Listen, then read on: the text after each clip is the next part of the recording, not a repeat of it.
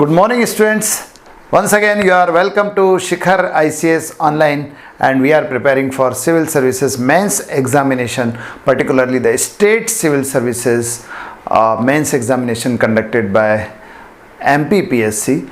And in this series of Geography of MP, today we are going to study a very important topic, particularly from the exam point of view, particularly from the density of questions point of view. A very important topic, and that is of minerals in MP. Madhya Pradesh में खनिज भंडार, इससे संबंधित प्रश्न, इससे संबंधित question के आने के बहुत ज़्यादा चांसेस होते हैं। और चूंकि वो मध्य प्रदेश के भूगोल और आर्थिक भूगोल दोनों से ही जुड़ा हुआ है, इसलिए इस पर प्रश्न आने के अच्छे चांसेस होते हैं। देखिए, मध्य प्रदेश जो है वहाँ पर खनिज का भंडार और उत्पादन दोनों ही बहुत ज़्यादा है।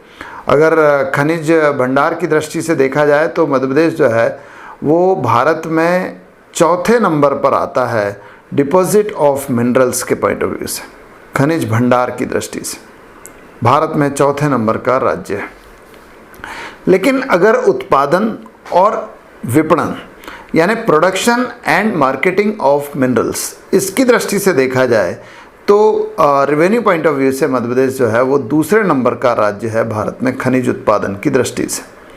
ठीक है, और ये सब इसलिए है क्योंकि मध्य प्रदेश की ज्योग्राफिकल जो स्ट्रक्चर है वो एक विशेष प्रकार का है। MP has a specific geological structure. कई विशेष प्रकार की चट्टानें हमारे यहाँ पाई जाती है और उनमें जो है ये अलग अलग खनिज पाए जाते हैं। आप देखिए, मध्य प्रदेश में धारवाड़ की चट्टान है जो बहुत मिनरल रिच है, गोंडवाना की चट्टान है, या इसके अलावा कड़प्पा की चट्टान है, विंध्यन शैल समूह की चट्टान है, या आप देखिए कि नीस की चट्टान है हमारे यहाँ। नीस की कायंत्री चट्टानें हैं और ये बहुत इम्पॉर्टेंट है from the point of view of deposit and production of minerals in the state. तो ये सारी चट्टानें हैं, इनके कारण मध्य प्रदेश में खनिज का उत्पादन इतना ज़्यादा हो रहा है। देखिए, खनिज के उत्पादन और उनके क्षेत्र, यहाँ पर खास चीज़ हम पे यही पढ़ना है कि कौन सा खनिज पाया जाता है, उसकी क्या उपयोगिता है, और कौन से प्रमुख क्षेत्र है, कौन सी प्रमुख खाने हैं जहाँ पर ये माइंस है, कौन सी जहाँ पर ये खनिज पाया जाता है। ये हमको पढ़ना है। छोटा सा टॉपिक है लेकिन बहुत इम्पोर्टेंट है, ध्यान रखना। अगर खनिज को बांटना हो तो दो प्रकार से खनिज को विभाजित किया जा सकता है।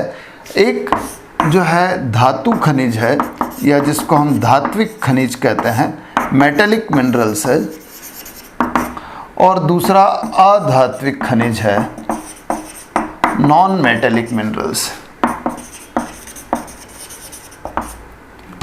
धात्विक खनिज में जैसे लोहा है, तांबा है, मैग्नीज है, बॉक्साइट है, लेड है, सीसा कहते हैं जिसको, या हमारे यहाँ आपका टंगस्टन है, ठीक है, टिन भी है कुछ जगह पर। तो ये धात्विक खनिज। अधात्विक खनिज की बात करें तो कोयला है, और कोयले के अलावा फिर चीनी मिट्टी है, अग्निरोधी मिट्टी है, स्टेटाइट है, चूना पत्थर है, डोलामाइट है, अभ्रक है, ठीक है, और इसके अलावा फिर ग्रेनाइट है, ग्रेफाइट है, मार्बल है, और डैस्पोर है, और गेरू है, और इसके अलावा कोयले के अलावा कोलबेड मीथेन है हमारे यहाँ, या नेचुरल गैस के भी भंडार अभी मिले हैं हमारे यहाँ। तो ये सारी चीज़ें, ये सारे खनिज हैं हमारे। ठीक है, तो हमको एक एक को देखना है कि उनकी उपयोगिता क्या है, कहाँ पाए जाते हैं। सबसे पहले हम लोग धात्विक खनिज देख लेते हैं। धात्विक खनिज में जैसे लौह अयस्क है, आयरन ओर है। मध्य प्रदेश में आयरन ओर जो है वो बहुत ज़्यादा नहीं है, खासतौर पे जब से मध्य प्रदेश का विभाजन हो गया तब से। जनरली क्या होता है कि अच्छा लोहा जो माना जाता है वो होता है मैग्नेटाइट होता है या हेमेटाइट होता है। लेकिन मध्य प्रदेश में जो लोहा है वो हेमेटाइट थोड़ा सा है, बाकी अधिकांश जगह पर लिमोनाइट और सिडेराइट है। ठीक है, जैसे हमारे यहाँ ग्वालियर में लिमोनाइट मिलता है, लिमोनाइट के भंडार है। जबलपुर में सिडेराइट के भंडार है। और कुछ जगह पर डिपॉजिट्स है उज्जैन और शाजापुर में लेटराइट के, ये सब लोहे के अयस्क है। लेकिन ध्यान रखिए कि ना तो जबलपुर में, ना तो उज्जैन में, ना शाजापुर में, ना ग्वालियर में कहीं भी व्यावसायिक उत्पादन नहीं हो रहा है लोह अयस्क का। लोह अयस्क का व्यावसायिक उत्पादन जो हो रहा है वो जबलपुर में हो रहा है, जहाँ कुछ मात्रा में हेमेटाइट है और अधिकांश सिडराइट है। लेकिन लोहे के अयस्क का व्यावसायिक उत्पादन यहाँ कहीं जबलपुर में हो रहा है। ठीक है, ये लोह अयस्क की स्थिति है मध्य प्रदेश में। इसके अलावा आप देखिए कि हमारे यहाँ मैंगनीज मिलता है। मैंगनीज जो है Mn, केमिस्ट्री में Mn उसका सिंबल है। और मैंगनीज जो है ये एक धातु है और मुख्य तौर पर इसका उपयोग एलॉय बनाने में, मिश्र धातु बनाने में किया जाता है, ख़ासतौर पे स्टील में। लोहे में मैंगनीज मिलाकर ही उसे स्टील बनाया जाता है, तो उससे वो मजबूत हो जाता है, हल्का हो जाता है लोहा, इस्पात। मतलब जो एक लोहा है और एक स्टील है, तो स्टील बनाने में मैंगनीज का उपयोग किया जाता है। अब मैंगनीज जो है मध्य प्रदेश में बहुत प्रचुर मात्रा में मिलता है, ध्यान रखना। और ये मिलता है बालाघाट में, छिंदवाड़ा में, और ये दो जगह, झाबुआ में कुछ मिलता है। ध्यान रखिए मध्य प्रदेश में भारत का 50% से भी ज़्यादा, लगभग 53% of the total manganese deposit is in MP। ठीक है, मध्य प्रदेश में, खासतौर पे दो जिलों में, बालाघाट और सिवनी। बालाघाट में देखोगे तो आप भरवेली की एक खान बड़ी प्रसिद्ध है। वैसे भरवेली की खान प्रसिद्ध है मैंगनीज के लिए। वैसे क्या है, बालाघाट में आपको जाम भिरंगपुर और तिरोड़ी, सीता पहाड़, ये ऐसे क्षेत्र है जहाँ फिर से बता रहा हूँ, जाम भिरंगपुर, तिरोड़ी और सीता पहाड़, ये जो जगह है ये बालाघाट में प्रसिद्ध है मैंगनीज के डिपॉजिट के लिए। दूसरा छिंदवाड़ा में। ठीक है, छिंदवाड़ा में जैसे सीतापुर है या गोवारी है, गोवारी ये जगह है जहाँ पर मिलता है आपका मैंगनीज, छिंदवाड़ा में। और कुछ जगह झाबुआ में मिलता है। तो मैंगनीज, मध्य प्रदेश मैंगनीज का एक बड़ा मेजर प्रोड्यूसर, मैं बार बार बोल रहा हूँ, भारत का सबसे ज़्यादा मैंगनीज भारत में ही होता है। मैं कह रहा हूँ कि 53% के प्रति करीब जो है, भारत का 53% के करीब मैंगनीज MP में ही हो रहा है। और वो खासतौर पे इस जगह पर है, इस जगह पर बालाघाट और छिंदवाड़ा में। और ख़ासतौर पे यहाँ जो धारवाड़ की चट्टानें पाई जाती है उसमें मैंगनीज हमको मिलता है। मैंगनीज के अलावा आप देखिए कि हमारे यहाँ बॉक्साइट मिलता है। सारे धातु खनिज की पहले हम बात कर ले रहे हैं। बॉक्साइट मिलता है। बॉक्साइट जो है वो एल्यूमिनियम का अयस्क है और एल्यूमिनियम बनता है इससे। और एल्यूमिनियम से बाकी चीज़ें, जो एल्यूमिनियम के बर्तन बनते हैं, इलेक्ट्रिक वायर बनते हैं, और एल्यूमिनियम फॉइल बनती है, इवन एरोप्लेन की बॉडी बनाने में उपयोग किया जाता है। तो बॉक्साइट भी हमारे यहाँ काफ़ी अच्छी मात्रा में मिलता है। बॉक्साइट के सबसे ज़्यादा भंडार हमारे यहाँ बालाघाट में, कुर्सी पहाड़ में, बालाघाट कुर्सी पहाड़, इस जगह पर कुर्सी पहाड़ बालाघाट। लेकिन ज़्यादा उत्पादन जो हो रहा है वो हो रहा है अनूपपुर से, शहडोल और अनूपपुर से। अनूपपुर में खासतौर पे अमरकंटक वाला जो क्षेत्र है, उसके अलावा वहाँ पर एक खारा पानी करके जगह, ये दो बड़े क्षेत्र है जहाँ से खारा पानी और अमरकंटक, जहाँ से बॉक्साइट का उत्पादन हमारे यहाँ हो रहा है अनूपपुर ज़िले में। आप देखिए कि मंडला ज़िले में भी हो रहा है। मंडला ज़िले में एक जगह है काकरा पहाड़। काकरा पहाड़ में अच्छी क्वालिटी का बॉक्साइट का उत्पादन होता है। ख़ासतौर पे एक लोरो रिज नाम का रेड बॉक्साइट होता है, वो यहाँ पर मिल रहा है काकरा पहाड़ में। तो ये वो क्षेत्र है जहाँ से हमको बॉक्साइट मिल रहा है। बॉक्साइट की कुछ जो है उत्पादन जबलपुर से भी हो रहा है। ठीक है, इसके अलावा फिर देखिए तांबा मिलता है मध्य प्रदेश में। तांबा, कॉपर। कॉपर का उपयोग तो सभी जानते हैं। कॉपर का उपयोग इलेक्ट्रिक वायर बनाने में काम आता है, कुछ बर्तन बनाने में काम आता है। इसके अलावा एलॉय बनाते हैं, पीतल बनता है उससे, या आपका कांसा बनता है उससे, मिश्र धातु बनाने में भी काम आता है। तो तांबे का डिपॉजिट हमारे यहाँ बहुत ज़्यादा है, खासतौर पे बालाघाट में। बालाघाट में मलाज खंड में जो है मिलता है तांबा। और यहाँ पर तांबे के रिफाइनमेंट के लिए भी एक फैक्ट्री है जो HCL का कारखाना है, हिंदुस्तान कॉपर लिमिटेड का कारखाना मलाज खंड में।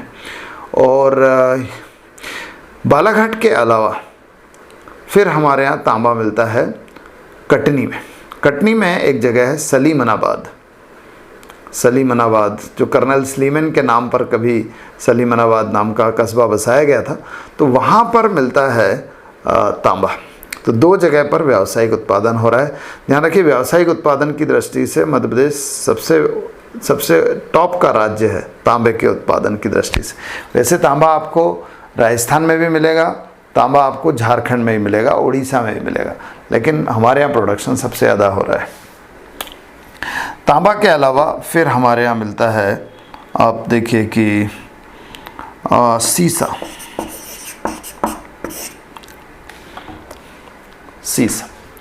सीसा जो है वो दतिया में मिल रहा है, दतिया में है। इसके अलावा जबलपुर में 2 जगह हमारे यहाँ सीसा मिलता है। सीसा यानी लेड है।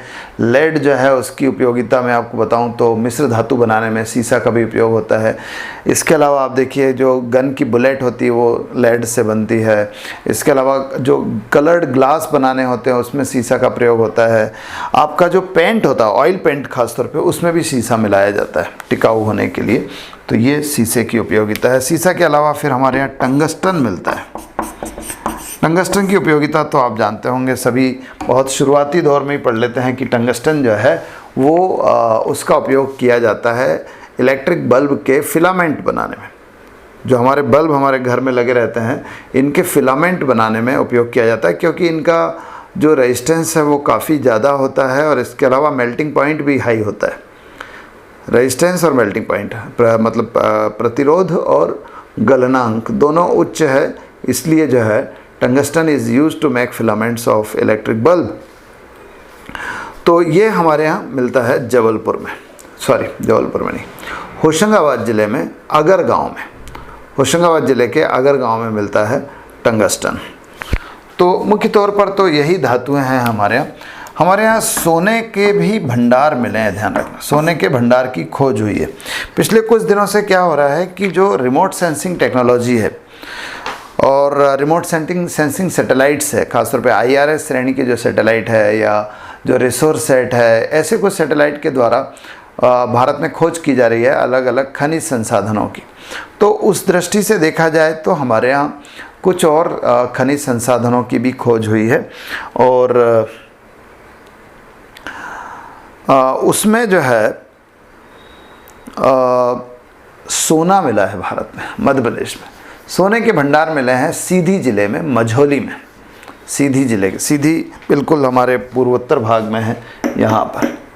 तो यहाँ पर मझौली में जो है सोने के भंडार प्राप्त हुए हैं। इसी तरह से हमारे यहाँ जो है प्लेटिनम, बैतूल में, कटनी में, यहाँ पर जो है प्लेटिनम नाम की जो बहुत बहुमूल्य धातु है उसके भी भंडार के संकेत मिले हैं। ठीक है, अभी इन दोनों का व्यावसायिक उत्पादन नहीं हो रहा, कमर्शियल प्रोडक्शन नहीं हो रहा है। तो यह है आपके धातु खनिज। अब इसके अलावा कुछ हम अधातु खनिज की बात करेंगे। अधातु खनिज की बात करें तो पहला तो आता है कोयला, कोल।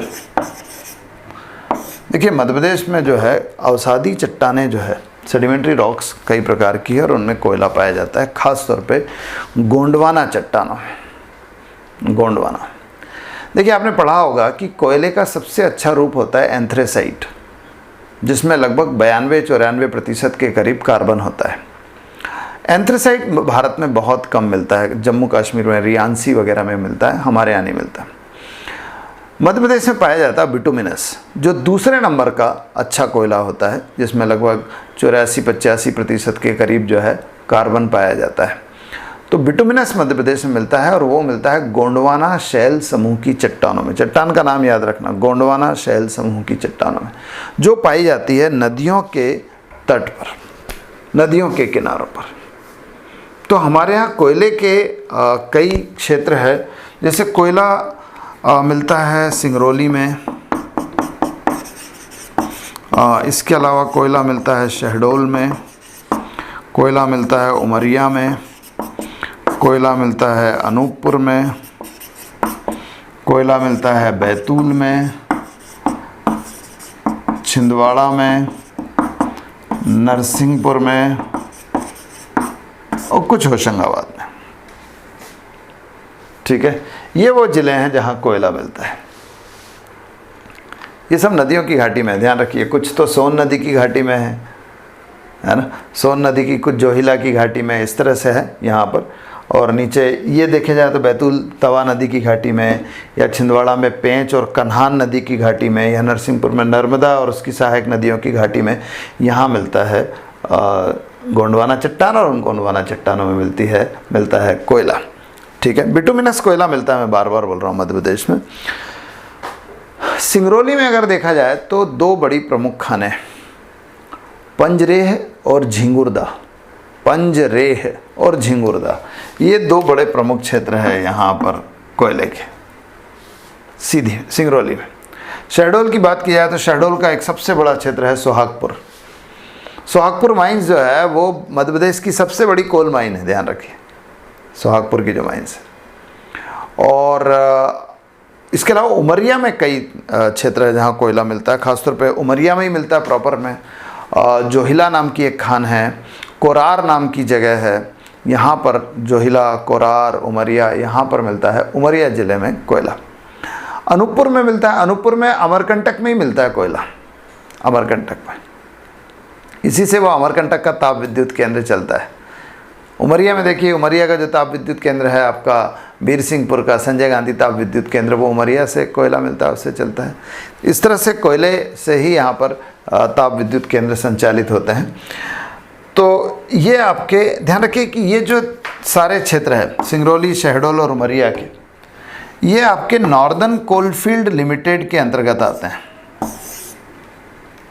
नॉर्दर्न कोलफील्ड लिमिटेड के अंतर्गत। ठीक है, कोयला उत्पादन और विपणन की कंपनी है। जबकि ये जो है ना, ये आते हैं वेस्टर्न कोलफील्ड लिमिटेड के अंतर्गत, WCL के अंतर्गत। ठीक है, अब ये देखिए छिंदवाड़ा, जैसे यहाँ छिंदवाड़ा है, मान लीजिए यहाँ पर है, बैतूल में यहाँ पर है, नरसिंहपुर यहाँ है, तो ये क्षेत्र जो है यहाँ पर कोयला मिलता है। बैतूल की बात करें तो बैतूल में मिलता है पाथाखेड़ा में, तवा नदी की घाटी में पाथाखेड़ा बहुत प्रसिद्ध कोयले का उत्पादन क्षेत्र है। इसी के द्वारा सारणी का जो सतपुड़ा ताप विद्युत केंद्र है उसको कोयले की सप्लाई होती है। इसके अलावा आप देखिए कि छिंदवाड़ा में दो नदियों की घाटी में, कन्हान नदी की घाटी में और जो है आपके पेंच नदी की घाटी में, इसमें मिलता है कोयला। पेंच नदी में दो बड़े क्षेत्र है कोयले के, एक तो चांदा मेटा है और एक परासिया है, यहाँ कोयला मिलता है। और अगर कन्हान नदी की घाटी की बात करें तो कन्हान नदी में जैसे घोरावारी है, घोरावारी एक बड़ी फेमस फील्ड है, घोरावारी है, दुमुआ और छपार, ये जो है प्रमुख क्षेत्र है जहाँ कोयला मिलता है छिंदवाड़ा में, कन्हान नदी की घाटी में। और नरसिंहपुर ज़िले में नर्मदा की सहायक नदियों के आसपास ही मिलता है एक क्षेत्र है मोहबानी, या मोहपानी भी कहते हैं कुछ लोग उसको, तो मोहबानी या मोहपानी, ये कोयले का क्षेत्र है नरसिंहपुर ज़िले में। ये सब आता है WCL के अंतर्गत। ठीक है, तो ये है कोयले के क्षेत्र मध्य प्रदेश में। अब कोयले के अलावा ऊर्जा से संबंधित कुछ और खनिज है, जैसे आप देखिए कि हमारे यहाँ कोलबेड मीथेन मिलती है, जो कोयले से मिलती जुलती एक कार्बन आधारित ईंधन है, कोलबेड मीथेन।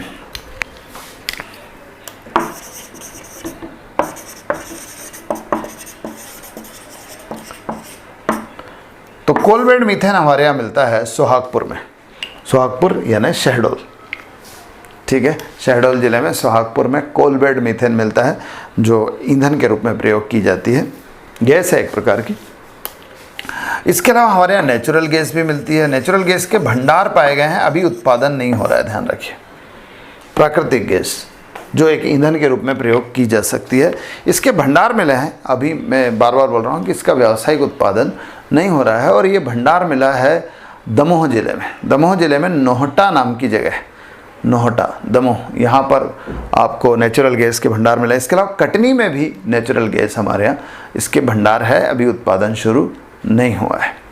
अब इसके अलावा देखा जाए तो चीनी मिट्टी मिलती है मध्य प्रदेश में। चीनी मिट्टी चाइनीज़ है शायद, इसलिए चाइना क्ले कहते हैं, चाइना क्ले, चीनी मिट्टी। तो चाइना क्ले जो है इसका उपयोग होता है चीनी मिट्टी के बर्तन बनाने में, क्रॉकरीज जो बनती है हमारे यहाँ, या इसके अलावा जो हमारे सेरेमिक पाइप वगैरह बनते हैं वो सब चीनी मिट्टी से बनते हैं। तो चीनी मिट्टी, इसको केओलिन भी कहते हैं इंग्लिश में, चाइना क्ले भी कहते हैं। तो ये मिलती है हमारे यहाँ जबलपुर में, और उसके अलावा ग्वालियर में और छिंदवाड़ा में यहाँ मिलती है चीनी मिट्टी। ठीक है, इसलिए आपने देखा होगा जबलपुर और ग्वालियर में चीनी मिट्टी के कारखाने हैं। ग्वालियर में तो मध्य प्रदेश सरकार का ही एक ग्वालियर पॉटरीज नाम का कारखाना था, अभी तो संचालित नहीं हो रहा, लेकिन था ये इसलिए क्योंकि यहाँ पर चीनी मिट्टी मिलती है। तो ये चीनी मिट्टी है। इसके अलावा आप देखिए कि हमारे यहाँ एक अग्निरोधी मिट्टी भी है,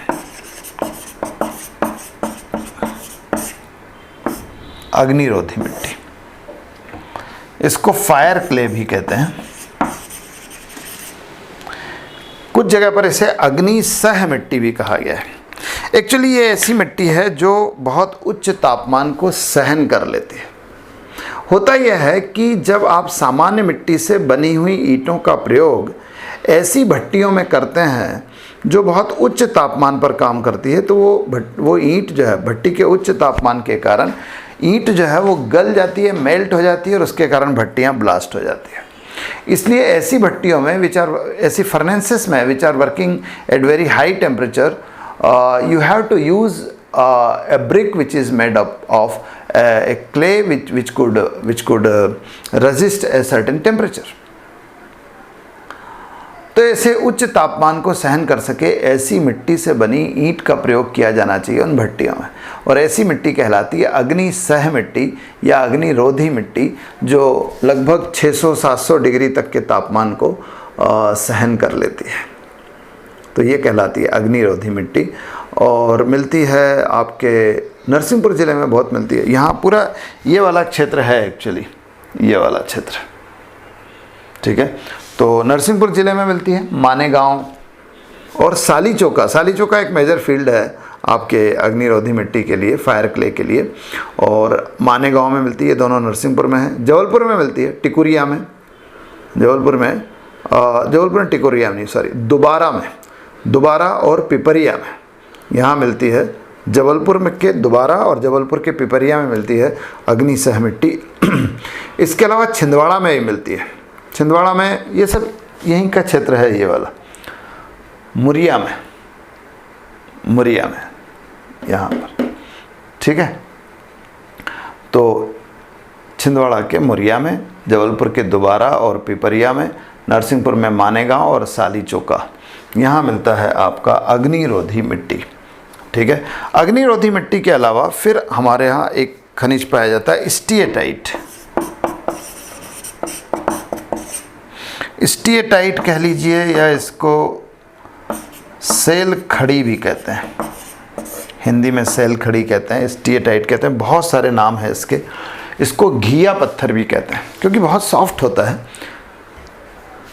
इसलिए इसको घिया पत्थर कहते हैं। इसको टैल्क स्टोन भी कहते हैं क्योंकि इससे टैल्कम पाउडर बनता है, इसलिए इसको टैल्क स्टोन भी कहते हैं, और मध्य प्रदेश में बहुत ज़्यादा पाया जाता है। ध्यान रखिए, इसको सोप स्टोन भी कहते हैं। Soap stone, talc stone, steatite, सेल खड़ी, घिया पत्थर, ये सब इसी के नाम हैं। और इसका उपयोग होता है, एक तो पाउडर बनाने में होता है, जैसे मैंने बताया, आप और हम जो पाउडर लगाते हैं, पॉन्ड्स का, वाइल्ड स्टोन का, सिंथॉल का, ये सब जो है इसी से बना है। दूसरा, मूर्तियाँ बनती है, क्योंकि इसको बड़ी आसानी से कुरेदा जा सकता है, तो मूर्तियाँ बनती है। तो ये मिलता है जबलपुर में, भेड़ाघाट में, कपोड़ में, गोवारी में, जबलपुर में ये मिलता है। इसके अलावा कुछ जगह जो है छिंदवाड़ा में भी मिलता है। तो ये है आपका स्टीएटाइट या सेल खड़ी। आपको याद होगा सिंधु घाटी सभ्यता में जो मुद्राएं मिली है, कुछ तो टेराकोटा की मिली है और अधिकांश मुद्राएं वहाँ स्टेटाइट पत्थर की ही मिली है। ठीक है, इतिहास से जोड़ा जाए तो। इसके अलावा आप देखिए कि और खनिज है हमारे यहाँ, जैसे चूना पत्थर है, लाइमस्टोन है। मध्य प्रदेश में लाइमस्टोन भी काफ़ी मिलता है। एक्चुअली जो विंध्यन शैल समूह की चट्टानें हैं, विंध्यन शैल समूह की जो चट्टानें हैं पुरानी युग की, उसमें ये मिलता है चूना। हमारे यहाँ खास तौर पे बात करें तो चूना पत्थर जो है उसका उपयोग एक तो चूने में होता है, मकानों की पुताई वगैरह में होता है, और पान में जो चूना लगाया जाता है वो चूना होता है। लेकिन खास तौर पे इंडस्ट्रियल यूज़ की बात करें तो it is used to make cement. Cement का रॉ मटेरियल होता है लाइमस्टोन। तो हमारे यहाँ चूना जो मिल रहा है, एक तो कटनी में मिल रहा है, कटनी में, मुडवारा में मिल रहा है, टिकुरिया में मिल रहा है। कटनी में 2 जगह, मुडवारा और टिकुरिया में, मतलब बड़ी फील्ड की बात कर रहा हूँ। और इसके अलावा मुरैना में मिलता है। देखियो विंध्यन शैल की समूह की चट्टानें 2 जगह, यहाँ पर है और इधर है। तो यही 2 जगह पर चूना पत्थर मिल रहा है हमारे यहाँ, मध्य भारत के पठार में और विंध्यन कगार में। तो इधर की बात करें तो कटनी में है। कटनी में मैंने अभी बताया कि कैलारस है, टिकुरिया है। मुरैना की बात करें तो कटनी में मुडवारा है, सॉरी, और टिकुरिया है। और मुरैना की बात करें तो कैलारस है, सेमाई है, यहाँ पर मिल रहा है मुरैना में। इसके अलावा सतना में ये मिलता है, सतना में है, और फिर इधर नीमच में है, ग्वालियर में है, यहाँ सब जगह चूना पत्थर मिलता है। फिर डोलामाइट है। डोलामाइट भी एक चूने जैसा ही खनिज होता है, लेकिन इसकी एक विशेषता ये होती है कि इसमें जो है मैग्नीज़ की मात्रा काफ़ी होती है। चूना ही पत्थर है, लाइमस्टोन ही है, बट रिच विद मैग्नीज़।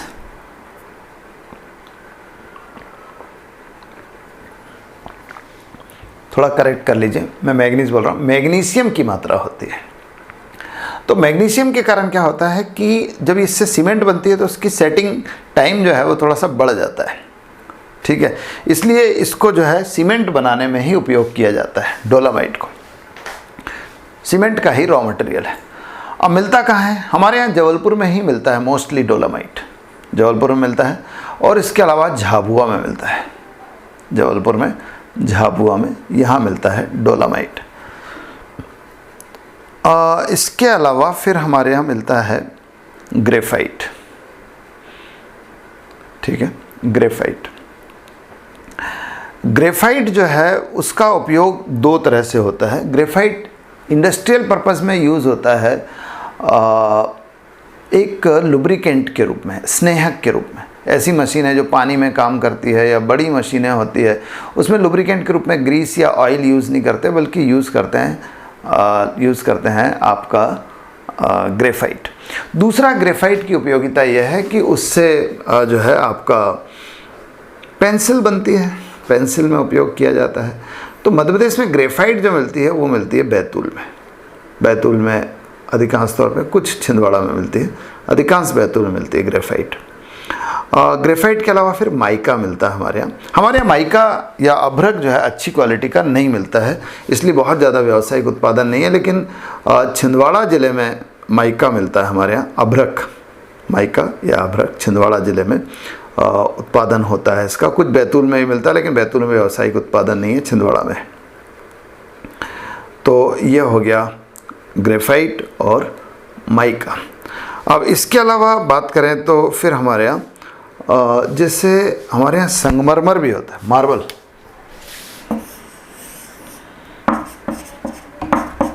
संगमरमर है ना, फारसी शब्द है संगमरमर। संग यानी पत्थर और मरमर यानी सॉफ्ट, है ना, संगमरमर है। तो संगमरमर हमारे यहाँ मिलता तो कई जगह है, जैसे भेड़ाघाट में मिलता है, ग्वालियर में मिलता है, बैतूल में मिलता है, सब जगह अलग अलग प्रकार का ग्रेफाइट मार्बल है। भेड़ाघाट में जो मिलता है वाइट कलर का मार्बल है, ग्वालियर में जो मिलता है वो पीले कलर का मार्बल है। बैतूल में जो मिलता है हरा और छींटेदार प्रिंटेड है, वो मार्बल मिलता है।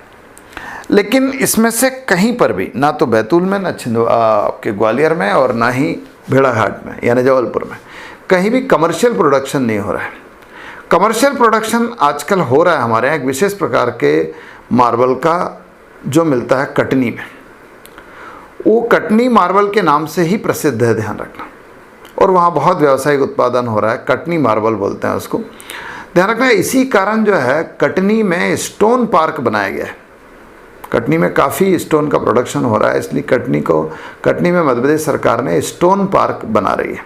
ठीक है, तो ये संगमरमर की स्थिति है। संगमरमर की बात करें, अगर पत्थरों की बात ही कर लें, तो जैसे हमारे यहाँ ग्रेनाइट मिलता है, ख़ासतौर पे झांसी रेड नाम का ग्रेनाइट, बहुत अच्छी क्वालिटी का ग्रेनाइट मिलता है हमारे यहाँ। और ग्रेनाइट इस पूरे यहाँ जगह पे मिलता है, ख़ासतौर पे छतरपुर, टीकमगढ़, दतिया, शिवपुरी और सागर में। छतरपुर और टीकमगढ़ ज़बरदस्त प्रोडक्शन के लिए जाने जाते हैं ग्रेनाइट के लिए। बहुत अच्छी क्वालिटी का ग्रेनाइट मिलता है जो बिल्डिंगों में यूज़ होता है सजावटी पत्थर के रूप में, किचन बनाने के लिए, सीढ़ियाँ बनाने के लिए, फ्लोर में लगाने के लिए ग्रेनाइट का उपयोग करते हैं, तो वो मिलता है यहाँ पर। इसके अलावा आप देखिए कि डायस्पोर नाम का एक पत्थर होता है, डायस्पोर नाम का एक स्टोन है। ये डायस्पोर थोड़ा सा प्रीसियस स्टोन जैसा है, बहुमूल्य पत्थर जैसा है, जैसे पन्ना होता है, पुखराज होता है, ऐसे। तो इससे कई बार सजावटी चीज़ें बनाते हैं, कई बार रत्न बनाते हैं। तो डायस्पोर हमारे यहाँ मिलता है, वो भी इस तरफ ही मिलता है, यहाँ पन्ना में, सतना में, नहीं पन्ना में तो नहीं, सतना में, छतरपुर में, टीकमगढ़ में और शिवपुरी में। ये वाला पूरा फील्ड है, ये वाली। ठीक है, तो यहाँ मिलता है डायस्पोर। और डायस्पोर के अलावा फिर आप देखिए कि हमारे यहाँ कोरंडम भी मिलता है। ध्यान रखिए, डायस्पोर जो है ना वो एल्यूमिनियम का अयस्क है, अगर केमिकली देखा जाए तो, रासायनिक दृष्टि से देखा जाए तो। और कोरंडम भी एल्यूमिनियम का अयस्क है। कोरंडम बेसिकली एल्यूमिनियम है, एल्यूमिनियम ऑक्साइड है। तो कोरंडम जो है वो एक प्रकार का बहुमूल्य पत्थर है, खासतौर पर जैसे पुखराज कोरंडम है, या जिसको पन्ना कहते हैं हम, एमराल्ड है ना, वो भी आपका कोरंडम ही है। तो कोरंडम हमारे यहाँ मिलता है सीधी ज़िले में, सीधी ज़िले के पीपरी में, परकोटा में, यहाँ मिलता है कोरंडम। ठीक है, इसके अलावा फिर हमारे यहाँ हीरा मिलता है। हीरा है सदा के लिए, हीरा के लिए तो जाना ही जाता है मध्य प्रदेश, हीरा स्टेट है सब। डायमंड मिलता है, तो डायमंड मिलता है हमारे यहाँ 2 ज़िलों में, ख़ासतौर पे पन्ना और छतरपुर, 2 ज़िलों में। एक्चुअली यहाँ पर किम्बरलाइट की चट्टानें हैं, किम्बरलाइट। एक्चुअली हीरा जिन चट्टानों में पाया जाता है उनको किम्बरलाइट ही कहते हैं। और ये किम्बरलाइट एक्चुअली किम्बरले के नाम पर पड़ा है। साउथ अफ्रीका में किम्बरले एक बहुत प्रसिद्ध खान है, हीरे के उत्पादन के लिए जाने जाते हैं। तो उसी के नाम पर उन चट्टानों का नाम भी किम्बरलाइट रखा गया जिसमें हीरा पाया जाता है। तो हमारे यहाँ किम्बरलाइट की चट्टानें 2 जगह, पन्ना में और छतरपुर में, तो यहीं से हीरा मिलता है। और यहाँ जो हीरा मिलता है वो पन्ना में तो 2-3 खाने हैं, जैसे पन्ना है, हिनोता है, मझगवा है। मझगवा आजकल बहुत प्रसिद्ध है अच्छी क्वालिटी के हीरे के उत्पादन के लिए। इसके अलावा जो भोगेन नदी का तट है, भोगेन, वहाँ पर भी मिल रहा है। राम खेरिया करके एक जगह है, ये सब पन्ना में है जहाँ हीरा मिल रहा है। और फिर छतरपुर में 2 जगह है, एक तो अंगोरा की खान है जो पहले से प्रसिद्ध है, और अभी रिसेंटली एक बंदर की खान है। बंदर भी लिखा रहता है कई जगह, बंदर। ये जो है अभी रिसेंटली इसकी नीलामी हुई है निजी क्षेत्र को, और एक प्राइवेट सेक्टर को पूरी बंदर की खान दे दी गई है। ठीक है, हीरे के उत्पादन के लिए। तो ये हीरे का उत्पादन यहाँ पर हो रहा है। इसके अलावा आप देखिए कि हमारे गेरू का उत्पादन होता है, गेरू ओकर कहते हैं जिसको, और इसका प्रोडक्शन होता है सतना में। सतना, शहडोल, यहाँ पर जो है गेरू का उत्पादन हो रहा है। ठीक है, शहडोल में खासतौर पे, रीवा में भी, सतना में नहीं है, सॉरी सतना हटा लीजिए, रीवा और शहडोल में। और फिर आप देखिए हमारे यहाँ यूरेनियम के भंडार पाए गए हैं। रिसेंटली जो हमारे यहाँ खनिजों की खोज की जा रही है उसमें से एक खोज जो है वो यूरेनियम की भी खोज की गई है। और मध्य प्रदेश में यूरेनियम जो है वो उसके भंडार मिले हैं बक्सवाहा, छतरपुर। बक्सवाहा आजकल बड़ी चर्चा में है। बक्सवाहा में जो इंडस्ट्रियल डेवलपमेंट हो रहा है उसके लिए वहाँ के जंगलों की कटाई हो रही है, तो उसको रोकने के लिए कई लोग आंदोलन चला रहे हैं। तो वो छतरपुर का बक्सवाहा, या अगर क्षेत्र की दृष्टि से देखें तो बड़ा मलहरा का जो क्षेत्र है वहाँ पर यूरेनियम के भंडार पाए गए हैं। हालांकि किसी प्रकार का व्यावसायिक उत्पादन अभी यहाँ पर नहीं हो रहा है। तो ये सब कुछ है हमारे यहाँ खनिज का, खासतौर पे अधात्विक खनिज का उत्पादन। तो ये आपको अच्छे से पढ़ लेना है, याद करना है, क्योंकि इसमें से प्रश्न बहुत सारे आते हैं। तो मोस्टली मैंने आपको पढ़ा दिया, आप इसको अच्छे से याद कर लीजिए, लिख के देख लीजिए और इससे संबंधित ऑब्जेक्टिव सॉल्व कीजिए। प्रीलिम्स की तैयारी जो भी स्टूडेंट कर रहा है उसे ऑब्जेक्टिव सॉल्व करने पर ध्यान देना चाहिए, क्योंकि आप ऑब्जेक्टिव सॉल्व करके ही अपनी तैयारी को पूर्ण कर सकते हैं। ऑब्जेक्टिव सॉल्व बार बार जो अलग अलग मैगजीन्स में क्वेश्चन आते हैं, कई बार अखबारों में आते हैं, कई बार कुछ ऐसी किताबें बाज़ार में मिल जाएगी जो पूरी तरह से ऑब्जेक्टिव क्वेश्चन, जिसमें खूब सारे 5000 क्वेश्चन है, 2000 क्वेश्चन, ऐसे किताबें मिल जाएंगी आपको। वो लीजिए और उसको पढ़िए, सॉल्व कीजिए। उससे क्या होता है, आपको ये पता लग जाता है कि जो मैंने पढ़ा है उस पर प्रश्न कैसे आने वाला है, किस तरह से प्रश्न आ सकते हैं और किस तरह के आंसर हो सकते हैं। और फिर आपको समझ में आएगा कि आपको किस तरह से सोचना चाहिए पढ़ने के दौरान। ठीक है, तो ये सारी चीज़ें आपको ध्यान में रखनी चाहिए। आज के लिए इतना ही। Thank you very much. Have a good day.